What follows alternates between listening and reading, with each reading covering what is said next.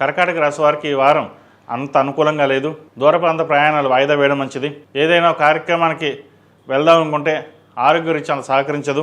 Self driving విషయంలో జాగ్రత్త వహించాలి. తృతీయ వ్యయాధిపతి అయిన బుధుడు అష్టమంలో ఉన్నారు రాహుతో కలిసి. అదేవిధంగా చతుర్థ లాభాధిపతి అయిన శుక్రుడు దశమంలో ఉన్నారు.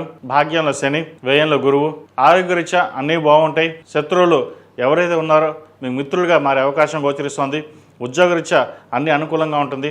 వ్యాపార రీత్యా కూడా ఈ వారం చాలా కలుసుబడతనంగా ఉంటుంది.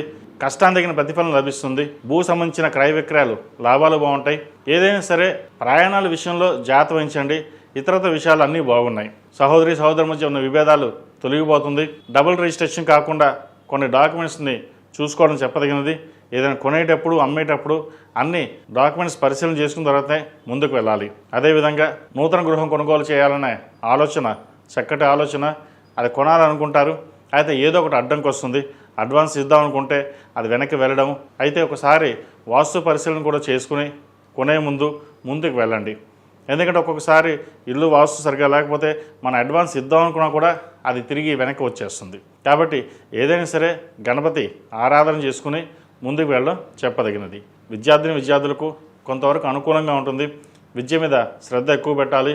దుర్వ్యసనాలకి దూరంగా ఉండడం, చెడు స్నేహాలకి దూరంగా ఉండడం, కోపాన్ని తగ్గించుకునే విధంగా ఉండాలి. అన్నీ మనకే తెలుసు అని కాకుండా ప్రతి విషయాన్ని 10 మందితో షేర్ చేసుకుని తద్వారా దాంట్లో మనకు మంచి ఫలితాలు ఏమున్నాయో తెలుసుకుని ముందుకు వెళ్ళాలి. గ్రూప్స్కి ప్రిపేర్ అవుతున్న వారికి, అదేవిధంగా సివిల్ సర్వీసెస్కు 10th క్లాస్ ఎగ్జామ్స్ రాస్తున్న వారికి అందరికీ కాలం అనుకూలంగా ఉంది. రాసే ఎగ్జామ్స్ కూడా చక్కగా రాయగలుగుతారు. మీ తెలివితేటలను ఉపయోగించి మంచి అవకాశాలు కూడా వచ్చే అవకాశాలు లేకపోలేదు. విదేశీ సంబంధించిన వ్యవహారాలు సానుకూల పడుతుంది. వైద్య రంగంలో ఉన్న వారికి స్ట్రెస్ అధికంగా ఉంటుంది. మెంటల్ స్ట్రెస్ ఎక్కువగా ఉంటుంది. ఏదైనా సరే కోపాన్ని నియంత్రించుకుని ముందుకు వెళ్ళాలి. భాగస్వామ్య వ్యాపారాలు కూడా వీరికి కలిసి వస్తాయి. అదేవిధంగా స్త్రీలు సొంత వ్యాపారాలు చేయాలి, మనకంటూ గుర్తింపు ఉండాలి అనే భావంతో ముందుకు వెళ్తారు. అవి మంచి ఫలితాలు ఈ వారం సానుకూలంగా పరిస్థితులు గోచరిస్తోంది. ఏదైనా సరే జీవిత భాగస్వామితో చర్చించిన తర్వాతే ముందుకు వెళ్ళండి. ఏదైనా వ్యాపారం ప్రారంభిద్దామంటే జీవిత భాగస్వామి పేరు మీద వ్యాపారాలు ప్రారంభించండి. చక్కగా మీకు కలిసి వస్తాయి.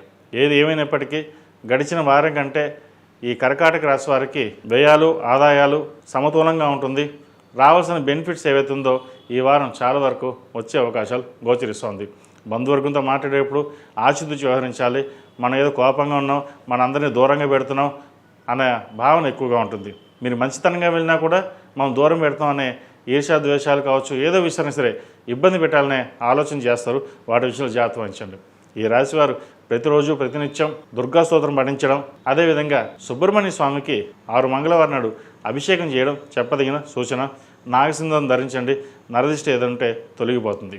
ఈ రాశిలో జన్మించిన వారికి కలిసి వచ్చే సంఖ్య 7, కలిసి వచ్చే రంగు నావీ బ్లూ. ఏదైనా పని మీద బయటికి వెళ్ళినప్పుడు సోమవారం కానీ బుధవారం నాడు కానీ వెళ్ళండి.